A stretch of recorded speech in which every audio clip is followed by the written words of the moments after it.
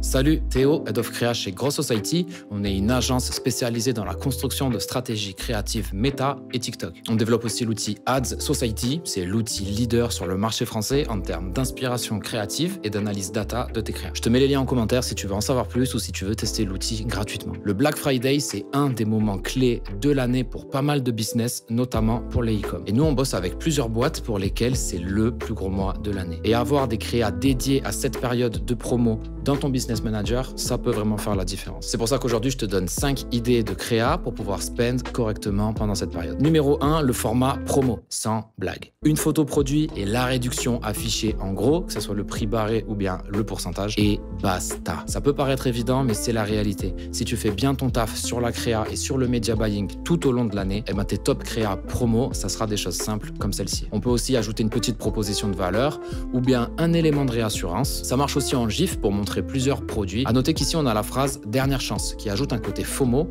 Attention, la réduction va bientôt s'arrêter.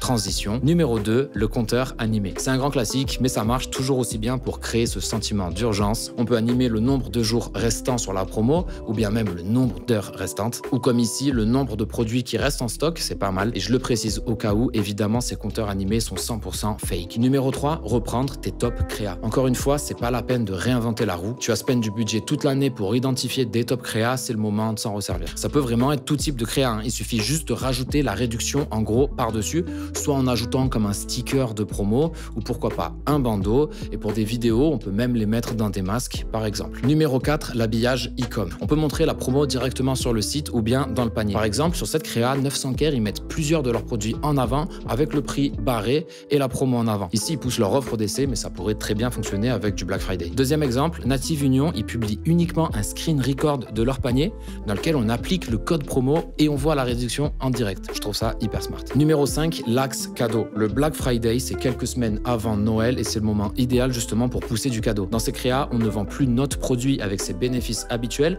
mais on vend plutôt le cadeau idéal, l'idée cadeau originale ou encore le cadeau qui fait vraiment plaisir ou bien qui est vraiment utile. T'as compris l'idée. J'ai pas de format de créa cadeau à te pousser en particulier, il y en a vraiment un paquet. Et si ça t'intéresse, dis-le moi en commentaire, on essaiera de faire ça rapidement. Numéro 6, juste une piste d'idées bonus. Il y a l'axe la meilleure offre de l'année à ne pas rater, ou encore astuces pour faire des économies, ou bien alerte bon plan. Ce genre de piste de copywriting, ça peut être vraiment cool pour faire de l'UGC, ou bien encore pour faire du white listing. Et ça, en période de fête, ça peut vraiment être banger. Pareil, si le sujet white listing t'intéresse, dis-le nous en commentaire, on a pas mal de choses à dire sur le sujet. Je te souhaite de casser ton business manager, je te fais des bisous, salut.